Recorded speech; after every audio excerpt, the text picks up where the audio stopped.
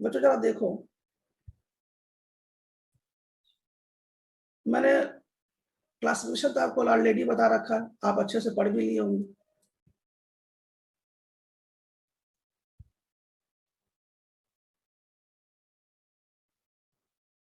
Teflon के बारे में पढ़ लीजिएगा, इंपॉर्टेंट है टेफ्लॉन के बारे में। अच्छा, सभी का यूज भी जरूर पढ़ लीजिएगा, सभी का यूज, है ना। पॉलीएक्रिलोनाइट्राइल तो जानते ही हैं, पहले एक्रिलोनाइट्राइल लिख लीजिए, फिर उसके बाद पॉलीमर जानते ही हैं। इसका यूज पढ़ लीजिएगा। इसको ऑर्लॉन भी कहते हैं, ऑर्लॉन, PAN। अभी हो सकता है PDF में आने वाला, इसको ऑर्लॉन के नाम से जानते हैं। तो बच्चों ये ऑर्लॉन के नाम से पेपर में पूछता है, ऑर्लॉन, है ना।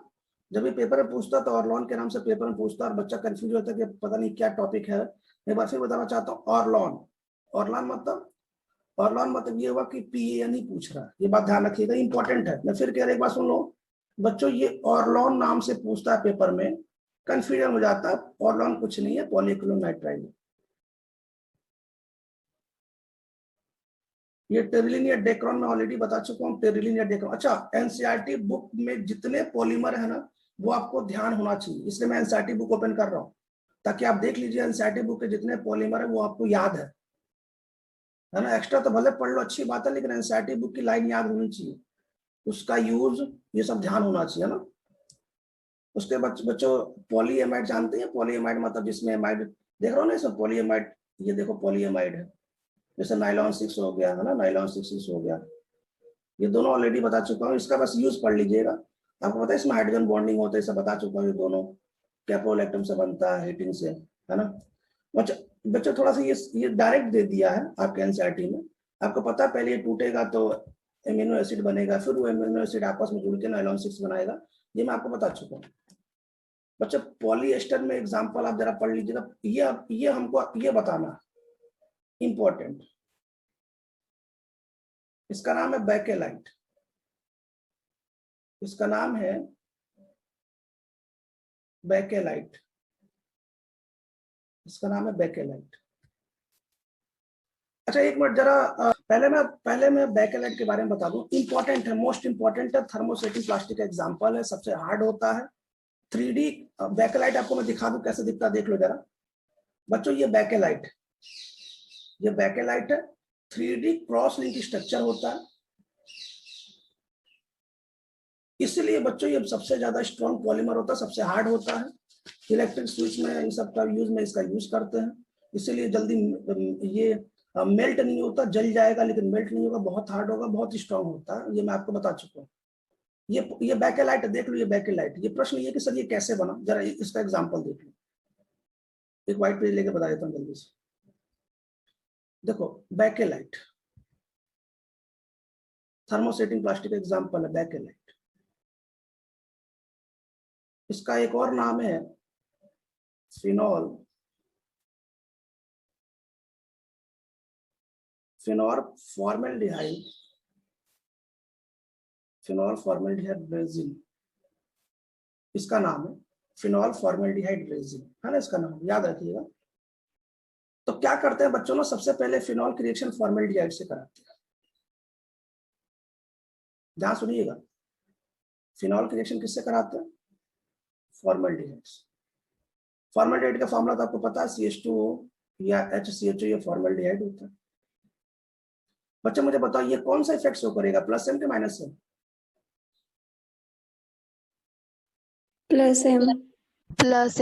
+M शो करेगा।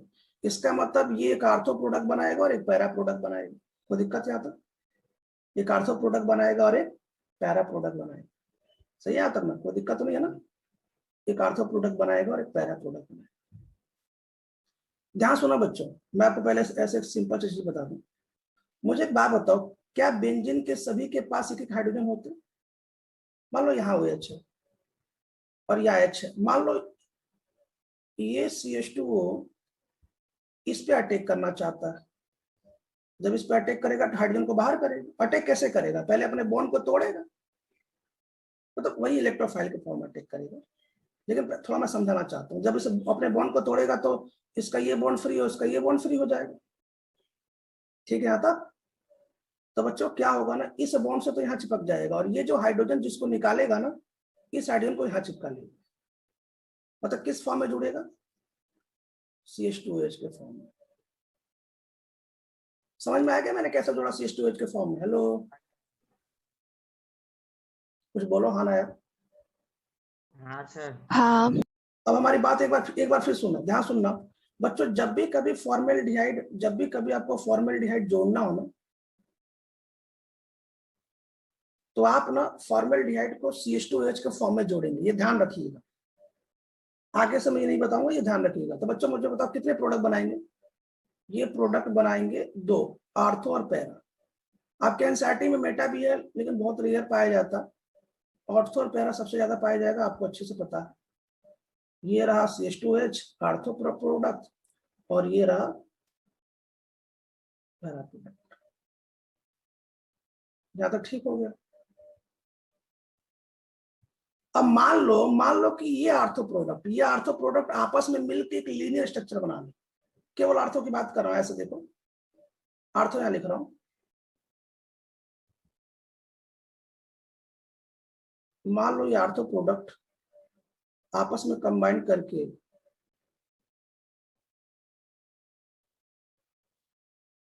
एक लीनियर प्रोडक्ट, केवल आर्थो की बात कर रहा हूं, अगर आर्थो प्रोडक्ट आपस में कंबाइन करके एक लीनियर प्रोडक्ट बना ले। अब कैसे बनाएगा ये भी सुन लो, ध्यान सुनना। मैं आपको एक छोटा सा चीज बताता हूं, उसके बाद डायरेक्ट समझा दूंगा। तो देखो जरा, ये आर्थो ये रहा, ये भी आर्थो, ये भी आर्थो, ये भी आर्थो, ऐसे करके n बार जुड़ेगा। तो कैसे जुड़ेगा जरा इस पर विचार करो। जैसे मान लो कि मैं इसके बगल में एक आर्थो लिख देता हूँ, मान लो इसके बगल में आर्थो लिख देता हूँ, क्योंकि ऐसे आर्थो करके ऐसे जुड़ता जाएगा ना। देखो ये आर्थो CH2H, ऐसे करके आर्थो, ऐसे करके n टाइम जुड़ेगा। कैसे जुड़ेगा बच्चों? क्या करेगा, यहाँ से H निकालेगा और यहाँ से OH निकालेगा।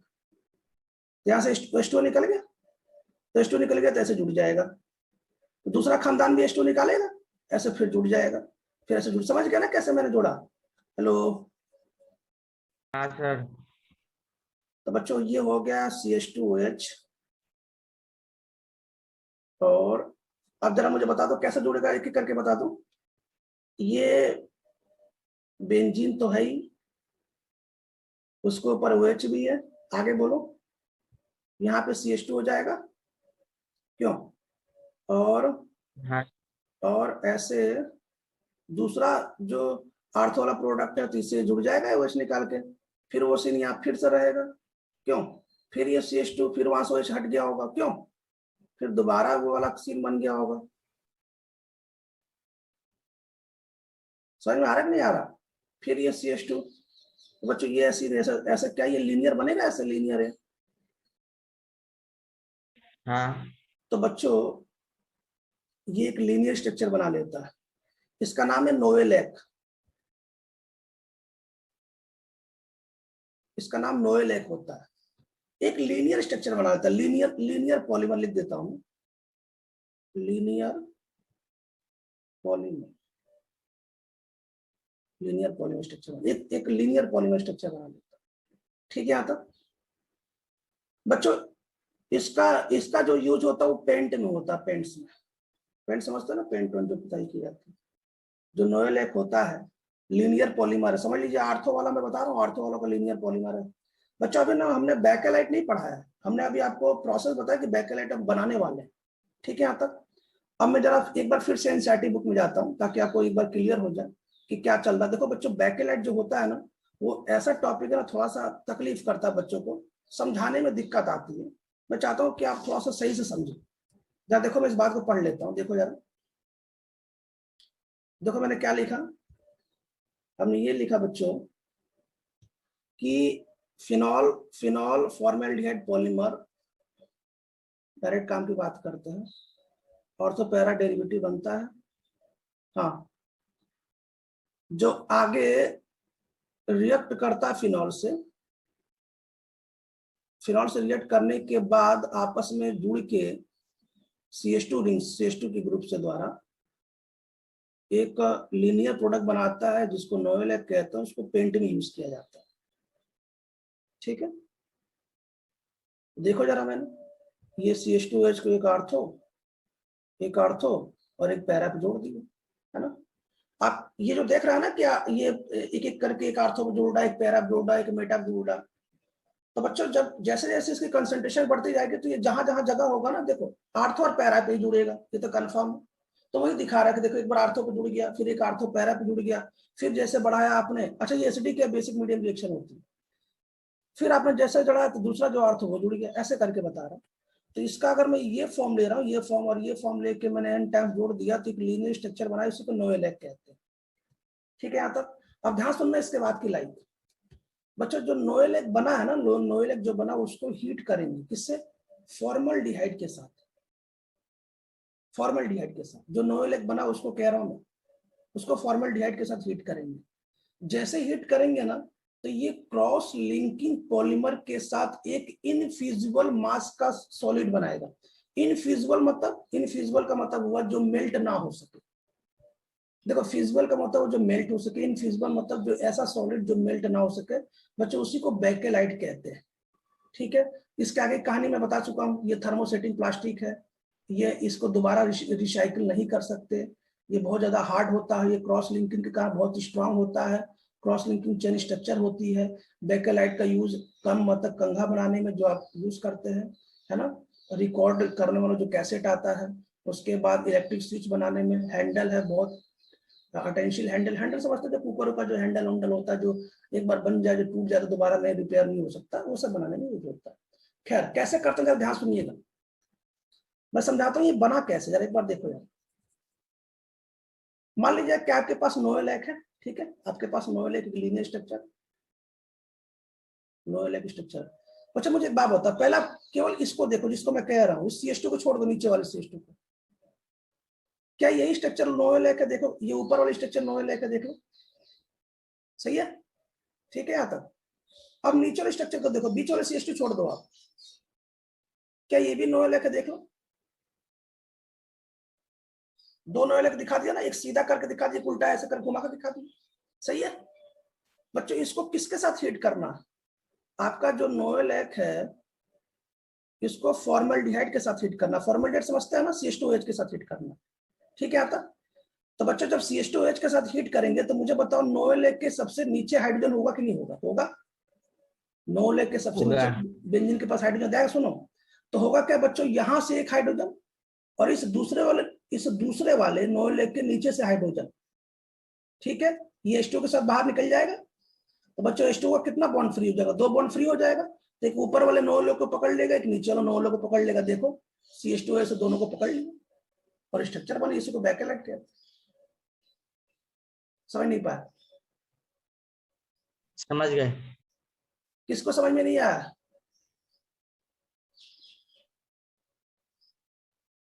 हेलो, देखो जैसे इसी पे समझ लो, आप इसी पे समझ लो। जैसे बच्चा मान लो कि एक नोएलेक ऐसा, ठीक है, ये नोएलेक ऐसे। अब क्या करो, इसी नोएलेक को उल्टा घुमा दो, उल्टा लिख दो, जैसे उल्टा मान लो एक लिख देता हूँ, उल्टा एक लिख देता हूँ, है ना, ऐसे एक लिख देता हूँ ना केवल। अरे दोनों किससे जुड़ा हुआ? CH2 से, ऐसे करके होगा, ठीक। अब क्या करो, इसकी रिएक्शन किससे कराना? CH2OH से। तो बच्चों मुझे बताइए KH यहाँ पे है, एक H यहाँ पे है, किससे रिएक्शन कराना? फॉर्मल्डिहाइड से। फॉर्मल्डिहाइड से हीट करना दोबारा, तो ये फॉर्मल्डिहाइड ऐसे बनेगा, क्यों? तो बच्चों ये H2 बाहर निकल जाएगा। जब H2 बाहर निकलेगा तो बच्चों इसका भी बॉन्ड फ्री हो जाएगा, इसका भी बॉन्ड फ्री हो जाएगा, और यहाँ का दो बॉन्ड तो फ्री है ही CH2 का, तो CH2 इसके साथ माइनस कर लेंगे। देखो ये देखो, ये देखो, इसी को बेकेलाइट कहते हैं। 3D क्रॉस स्ट्रक्चर लिंक बन जाए। समझ में आया कि नहीं? बेकेलाइट अब तक कर लोगे ना, बेकेलाइट कोई दिक्कत तो नहीं है ना? ठीक, चलो भैया बेकेलाइट तो हो गया। मैं पहले एक PDF थोड़ा सा ओपन कर दूं, एक PDF थोड़ा सा ओपन कर दूं, थोड़ा सा उसको समझाने के लिए। तो पहले पहले एनसीईआरटी वाला ये मामला निपटा दूं। तो बच्चों मुझे उम्मीद है कि आपको बेकेलाइट समझ में आ गया होगा अच्छे से।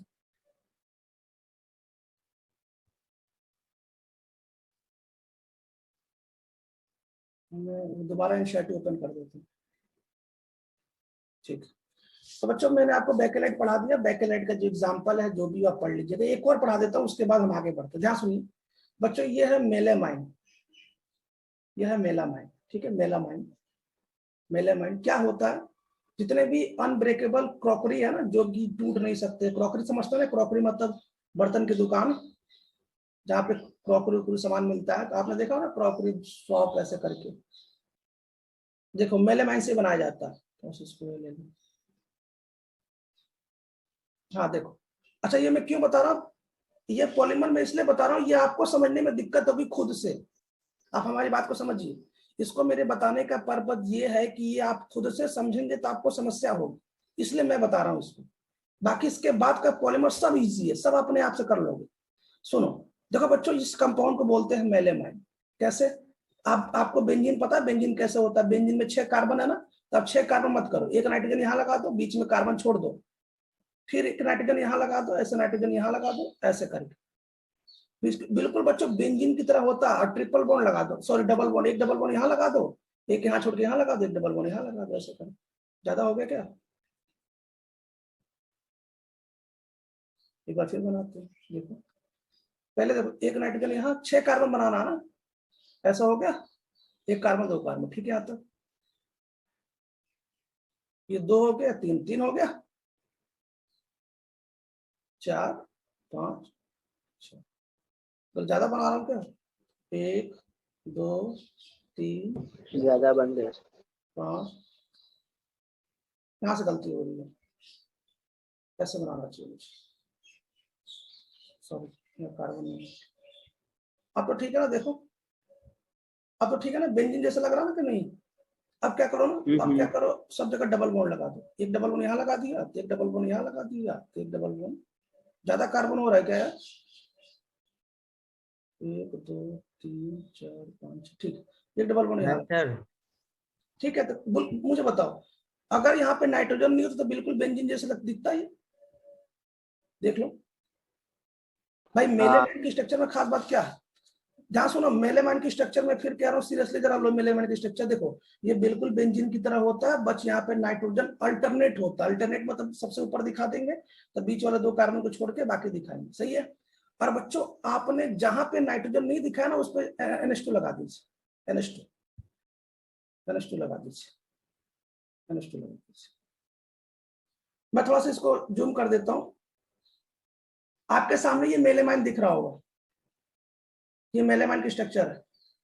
अब हमारा एक क्वेश्चन सुन लीजिए, हमारा क्वेश्चन ये है, ध्यान सुनिएगा, हमारा क्वेश्चन ये है, देखो बिल्कुल बेंजीन की तरह है। क्वेश्चन हमारा क्या है कि इस मेलेमाइन में नंबर ऑफ लोन पेयर कितने हैं? इस मेलेमाइन में कितने लोन पेयर हैं? क्वेश्चन समझ में आ गया? इस मेलेमाइन में कितने लोन पेयर हैं, जल्दी बताइए। 6 लोन पेयर, 6। इस मेलेमाइन में बच्चों बिल्कुल करेक्ट आंसर है, समझा आपका। इस मेलेमाइन में 6 लोन पेयर है, 6 लोन पेयर है, 6 लोन पेयर। मैं बताना चाहता हूं कि जेई में आ चुका है, जेई में क्वेश्चन आया था कि मेलेमाइन में total number of lone pair कितने होते हैं। आप देख रहे हैं ना जेई कहां से क्वेश्चन पूछता है। देखो बहुत टफ नहीं पूछता, आप केवल अपनी चीजों को कंसेप्ट स्ट्रॉन्ग रखे, आपसे हो जाएगा। फिलहाल मेलेमाइन समझ में आ गया ना, जेई का क्वेश्चन समझ में आ गया। मुझे एक बात बता, अभी मैंने थोड़ी देर पहले क्या बताया था, जब भी कभी फॉर्मेल्डिहाइड कहीं भी जुड़ेगा, किसके फॉर्म में जुड़ेगा? क्या CH2H के फॉर्म में जुड़ेगा? हाँ सर, वहां के हाइड्रोजन को ले लेगा ना।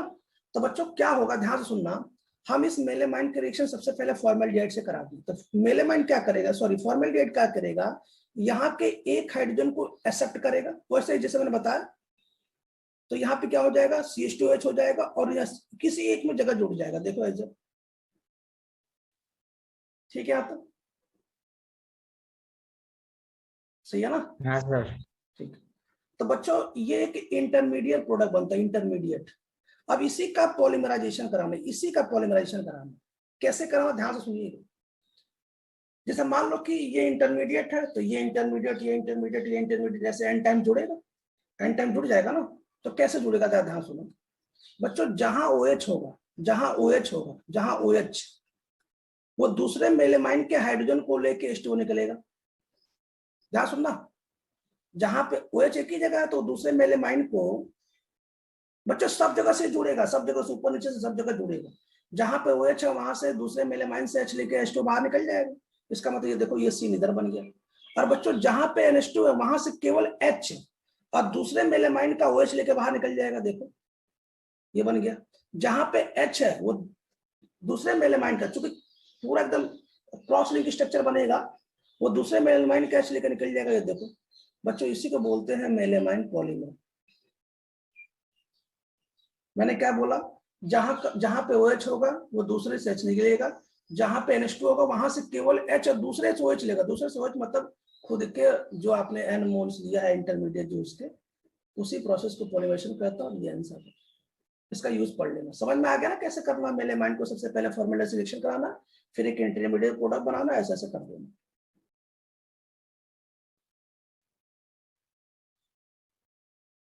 ये तो लिख लोगे ना, इसके मोनोमर्स कौन से हैं, इसके मोनोमर्स लिखना है तो लिख लोगे ना। आपको तो पता ही है सब क्या है। स्टायरिन, ये तो ब्यूटा, ऐसे सब पता ही है, मैं पढ़ा चुका हूँ। रबड़ भी पढ़ा चुका हूँ। हाँ बच्चों, रबड़ में मुझे 2 चीज पढ़ाना है। सबसे पहले मुझे बताओ रबड़ रबड़ कैसे बनता है।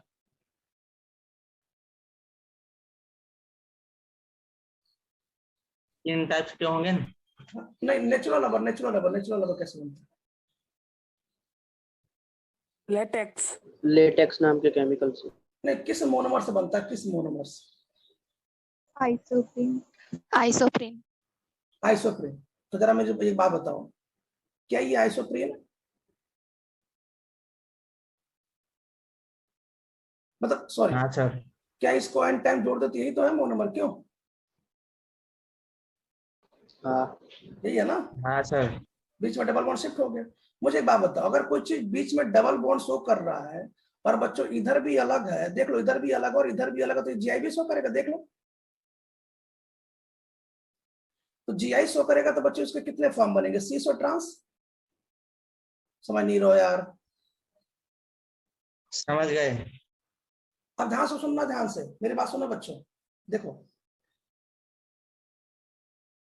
जिधर से आपने ये जोड़ा, इधर जिधर से आपने ये जोड़ा ये वाला, और जिधर से आपने ये जोड़ा ये वाला, अगर ये दोनों सामने सामने होंगे तो सीस, और मान लो कि ये अपोजिट हो गया और ये भी अपोजिट हो गया और इधर वाला H ऐसा हो गया, तो बच्चों ये ट्रांस होगा। अभी मैं दिखाता हूँ स्ट्रक्चर, आप परेशान ना हो, अभी मैं इसकी स्ट्रक्चर दिखाता हूँ। लेकिन मुझे बताइए क्या सीस और ट्रांस बनेगा ना, यहाँ तो कोई डाउट तो नहीं है ना कि सर सीस ट्रांस नहीं बनेगा। ठीक है, बनेगा ना। अब सुन लीजिए बच्चों, इसका जो सीस होता है ना, उसको जेड आइसोमर भी कहते हैं। एनसीईआरटी इसको सीस बोलता है। देखो एनसीईआरटी इसको सीस भी बोला है, यहाँ पे ये रहा सीस। और बच्चों मैं बताना चाहता हूं कि नेचुरल रबर ना इसी फॉर्म में सबसे ज्यादा पाया जाता है। क्यों? क्योंकि अगर कोई कंपाउंड GI शो करेगा तो उसका सीस भी होगा, ट्रांस भी होगा। लेकिन नेचुरल रबर वो सीस फॉर्म में ज्यादा रहना पसंद करता है, उसी में ज्यादा स्टेबल है। ज्यादा ठीक है। और दूसरी बात सुनिए बच्चों, इसका ट्रांस भी बनता है, इसका ट्रांस भी बनता है बच्चों। ट्रांस जो होता है उसको गुट्टा पर्चा कहते हैं। गुट्टा पर्चा आपने सुना होगा। इसका जो ट्रांस बनता है उसका एक नाम है गुट्टा पर्चा। गुट्टा पर्चा। मैं बताना चाहता हूं कि जो जो जो रबड़ है ना, अभी मैं इसकी वो PDF दिखा देता हूँ, आप परेशान ना हो बच्चों। जो रबड़ है ना, नेचुरल रबड़, वो सीस और ट्रांस दोनों में पाया जाता है। वो एक रबड़ का जो पेड़ होता है उसका लिक्विड है लेटेक्स, उससे बनाया जाता है और वो सबसे अधिक सीस फॉर्म में एग्जिस्ट करता है। ठीक है बच्चों, इसको बनाने की टेक्निक क्या है, आपको यहाँ पे अगर आप ज्योमेट्रिक मान लीजिए कि आप नेचुरल रबड़ लेते हैं तो अधिक से अधिक जेड आइसोमर फॉर्म में रहता है, हमने आपको बता दिया। ट्रांस फॉर्म में नहीं रहता। लेकिन मान लीजिए कि आप ब्लेंड में बनाना चाहते हैं, मतलब आप इसको प्रिपेयर करना चाहते हैं, तो बच्चों अगर आपको ये प्रिपेयर करना ना, तो आपको ना जिगलर नाटक कैटलिस्ट लेना पड़ेगा, तो आपको जेड आइसोमर बनेगा जो कि इस फॉर्म में रहता भी है। लेकिन बच्चों अगर आप चाहते हैं कि ये बनाना, ट्रांस वाला बनाना चाहते हैं, गुट्टा पर्चा बनाना चाहते हैं, तो याद करिए मैंने बताया था ना बेंजोइल वाला, बेंजोइल जो ऑर्गेनिक कंपाउंड जो फ्री रेडिकल वाला है, आपको वो लेना पड़ेगा तो गुट्टा पर्चा बन जाएगा।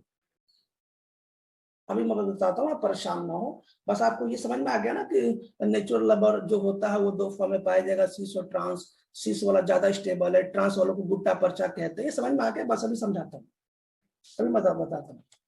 फिलहाल पहले एक बार एनसीईआरटी देख लें। ये पढ़ लीजिएगा बच्चों, वोल्केनाइजेशन हुआ रबड़ तो मैंने पढ़ा दिया, लेकिन फिर भी पढ़ लीजिएगा। आप देख रहे हैं ना, ये ऊपर वाला नेचुरल रबर है, ये नीचे वाला नेचुरल रबर है, दोनों के बीच में ये देख रहे हो ट्रैप हो गया, फंस गया। कैसे दोनों के बीच में, अच्छा उस समय की स्ट्रक्चर करेक्शन कर लीजिएगा। यहाँ पर डबल बॉन्ड था कि नहीं था, यहाँ डबल बॉन्ड था।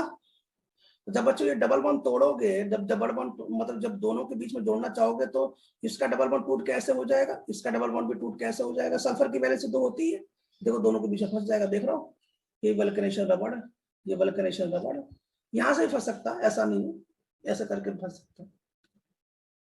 थर्ड सिंथेटिक रबड़ आपने देखा है, वो पढ़ लीजिएगा, इसके बारे में बीनायन भी पढ़ लीजिएगा। अच्छा बीनायन ये समझ लीजिए, इसका आपसे रिक्वेस्ट है कि इसके बारे में पढ़ लीजिएगा। बच्चों ये जरा देखो, बायोडिग्रेडेबल पॉलीमर किसे कहते हैं, ये जरूर पढ़ लेना, सिंपल है, मोस्ट इंपॉर्टेंट है। इसमें पीएचबी भी पढ़ लेना बच्चों, आप चिंता ना करें कि सर आप ये नहीं बता रहा तो हमसे कैसे नहीं होगा।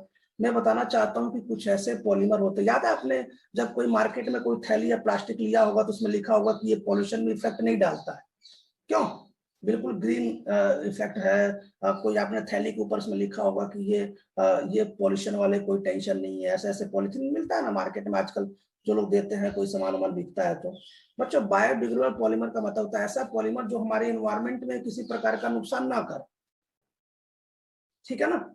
आप उसको पढ़िएगा, आपको समझ में आ जाएगा। उसके 2 एग्जाम्पल है, जरूर पढ़ लेना, पीएचबी भी पढ़ लेना बच्चों। देखो आप कहो सर हम आप इसको बता क्यों नहीं रहे, मुझे एक बात बताइए, जरा ध्यान से सुनिए बच्चों। मान लीजिए कि आपको पता 3 हाइड्रोक्सीब्यूटेनोइक एसिड ये है और 3 हाइड्रोक्सी पेंटोनिक एसिड ये है। मुझे एक बात बताओ, इसके एन मोल लो, इसके एन मोल लो, दोनों को जोड़ना किसको नहीं आता, सोच के बताओ। कौन ऐसा स्टूडेंट है जो दोनों को जोड़ नहीं पाएगा। भाई इसको करना क्या, यहाँ से H2O तो निकालना है यार, क्या करना, एक से अगर H निकाल लो, दूसरे से OH निकालना है, हो गया, जुड़ जाएगा यार, है ना। कुल मिला के आप दोनों को ऐसे, अच्छा दोनों को ऐसे जोड़िएगा, दोनों को ऐसे जोड़िएगा, ऐसे घुमा के मत जोड़िए। कैसे सर, समझा नहीं, बात को समझो। देखो मैं बता देता हूँ, देखो बच्चों क्या करना ना, ध्यान सुनिएगा सब लोग। इन दोनों को सामने सामने जोड़ना है, इन दोनों को आपको फ्रंट फ्रंट जोड़ना है। तो कैसे जोड़ेंगे, आप क्या करिए, यहां से आपको H2O निकालना। देखो ये सबसे पहले क्या करो, इस दोनों को नीचे लटका दो, ऐसे CH2 CH3 लटका दिया। अब यहां से क्या है, यहां से ले लो H या OH कुछ भी ले लो, यहां से H OH कुछ भी, H2O निकल जाएगा। तो क्या बचा, ऑक्सीजन बचा, और ये बचा, देखो किससे जोड़ा था अपना, यही तो था अल्कोहल ना, इससे तो जोड़ दिया था। इसके पास क्या था, देखो ये था ना, देख रहे हो आगे देखो, ये प्रोसेस चलता जाएगा। इसी को पीएचबी भी बोलते हैं, पीएचबी भी याद रखना, इससे जोड़ना है ना, इसका ये और इससे ये जोड़ना, बाकी सब साइड में हो जाएगा। बच्चों पॉलीडिग्रेडेबल पॉलीमर का एक और एग्जांपल है नायलॉन 2 नायलॉन 6, है ना। केवल इसकी स्ट्रक्चर बनाने की जरूरत नहीं है, अब केवल इसके बारे में पढ़ लीजिएगा, लेकिन ये जरूर पढ़ लीजिएगा, पीएचबी भी जरूर पढ़ लीजिएगा, इंपॉर्टेंट है, याद कर लीजिएगा। नीट के लिए हम कह रहे हैं, जैसे बोर्ड में आएगा नहीं। तो बच्चों अब थोड़ा सा मैं उसकी बात कर रहा हूँ, पीडीएफ की बात कर लूँ। ये तो मैंने आपको बता दिया लगभग ऑलमोस्ट, इसको क्लोज कर देता हूँ मैं, दूसरा पीडीएफ खोलता जो मुझे आपको देना है, जस्ट फॉर नॉलेज के लिए पढ़ा देता हूँ। लेकिन एनसीईआरटी में जितना है वो आपको याद होना चाहिए। देखो सबसे पहले पीवीसी, आपको पता नहीं विनाइल क्लोराइड है, ये तो मैंने बताया था विनाइल क्लोराइड। अगर विनाइल क्लोराइड के एन मोल्स ले लेते हैं और साथ में कोई ऑर्गेनिक पेरोक्साइड ले लेते हैं, ये फ्री रेडिकल के थ्रू होता है। आपको एक फ्री रेडिकल मैकेनिज्म आपके बुक में दिया गया होगा, उसको पढ़िएगा, बड़ा सिंपल है, आपको समझ में आ जाएगा, कोई चिंता नहीं है, क्योंकि ये फ्री रेडिकल पहले टूटता है फिर आगे बनाता है, ऐसे करके जोड़ता जाता है। तो बच्चों ये तो आप समझाने की जरूरत नहीं कैसे बना, इसका नाम पीवीसी होता है, बहुत हार्ड प्लास्टिक होती है, थर्मोप्लास्टिक है, जितने भी आसपास पाइप है सब उसमें यूज होता है। तो देखते जाइए जल्दी जल्दी बच्चों, पॉलीटेट्राफ्लोरोइथिलीन, आपको पता है Teflon, Teflon Teflon most important. Teflon कैसे बनाते हैं, बहुत सिंपल सी बात है, टेट्राफ्लोरोइथिलीन लेते हैं, क्या करते हैं, बहुत हीट करते हैं, प्रेशर भी देते हैं, और ऑर्गेनिक पेरोक्साइड की उपस्थिति में जैसे रिएक्शन कराते हैं तो ये इधर का उधर हो जाता है, बिल्कुल सेम वही है, बस बन गया पॉलीमर, इसका नाम टेफ्लॉन है। टेफ्लॉन का यूज क्या करते हैं, जो टेप चलता था ना पहले, टेप बनाने में, गैस पॉट्स बनाने में टेफ्लॉन की कोटिंग भी, सील कहीं भी लगाया जाता है, बहुत इसका यूज है, इंपॉर्टेंट भी है। बच्चों पेन क्या, पेन अभी बताया था ना, पेन को ऑरलॉन भी कहते हैं, ऑरलॉन तो इंपॉर्टेंट है। पॉलीएक्रिलोनाइट्राइल, तो पहले एक्रिलोनाइट्राइल ले लो, उसके एन मोल्स ले लो, कोई ऑर्गेनिक कंपाउंड ले लो, या तो कोई एसिड ले लो, या तो H2O2 ले लो। H2O2 क्यों ले रहा है, H2O2 भी बच्चों फ्री रेडिकल ऐसे बनवाता है, देख रहा हो, ये फ्री रेडिकल बनवा देगा, OH हाइड्रोक्साइड फ्री रेडिकल, ये रिएक्शन भी कर लेगा, तो इसको ऑरलॉन बोलते हैं बच्चों। इसका पॉलीमरेशन करा के इसको ऑलोन बोलते हैं। जल्दी इसलिए बता रहा हूँ कि ऑलरेडी बता चुका हूँ मैं, ये कैसे बनेगा इसको बताने की जरूरत नहीं है। बच्चों इसके क्या क्या यूज होता है, वुल्स के फॉर्म, वुल समझते हैं ना, जो ठंडियों में जो स्वेटर बनाया जाता है, फाइबर क्लॉथ के में, ब्लैंकेट बनाने में, कारपेट बनाने में सब यूज किया जाता है। पॉलीस्टाइरिन क्या होता है बच्चों? पॉलीस्टाइरिन, पहले स्टाइरिन ले लो, ये स्टाइरिन का फॉर्मूला है ना, इसके एनिमल्स ले लो, ये देखो पॉलीस्टाइरिन बन गया। इसको जरा ध्यान सुनना बच्चों, इसको बहुत लंबे समय तक रखने पे बनता है, 66 घंटे रखने पे बनता है।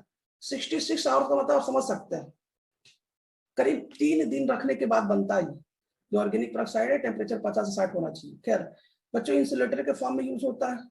टॉयज, खिलौने बनाए जाते हैं, इसको रेडियो, टेलीविजन, जितने भी कैबिनेट्स हैं उसके यही सब बनाए जाते हैं, पॉलीस्टाइरिन से बनाए जाते हैं।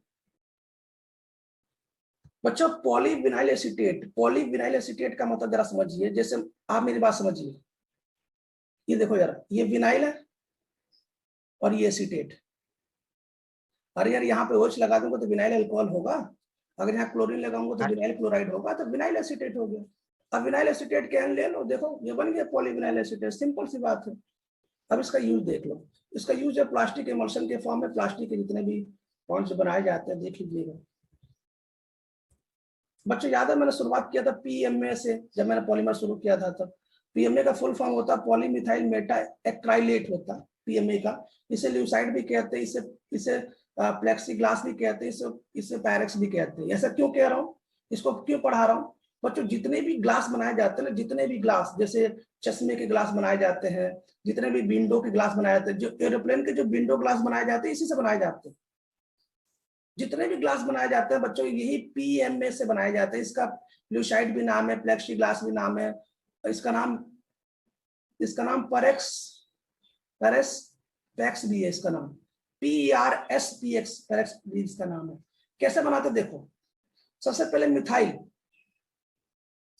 मिथाइल मेथा एक्राइलेट, इसका फॉर्मूला भाई, मिथाइल मेथा एक्राइलेट जिसका फॉर्मूला है, आपको ये फॉर्मूला ध्यान रखना पड़ेगा, ये मोनोमर है।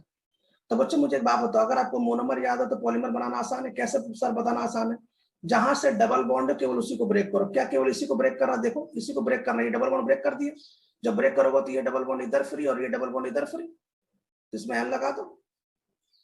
और इसके पास क्या क्या, एक CH3 और एक कितना बड़ा ग्रुप है, देख लो, देखो एक CH3 है, कितना बड़ा ग्रुप है, बीच का ये डबल बॉन्ड मैंने ब्रेक कर दिया, एक डबल बॉन्ड इधर फ्री, एक डबल बॉन्ड इधर फ्री, और देखो मैंने एन लगा दिया। मतलब पॉलीमर बनाना तो आसान है ना। याद रखिए जितने भी ग्लास है ना PMA से बनाए जाते हैं, जितने भी ऑप्टिकल लेंसेज से जितने ग्लास है। खैर अभी बताया था ना बच्चों, नेचुरल रबर पॉलीआइसोप्रीन 2 फॉर्म में होता है, एक जेड फॉर्म में होता है, देखो दोनों वर्ड सेम फॉर्म में, और एक बच्चों ट्रांसफॉर्म होता है, ये बताया था ना।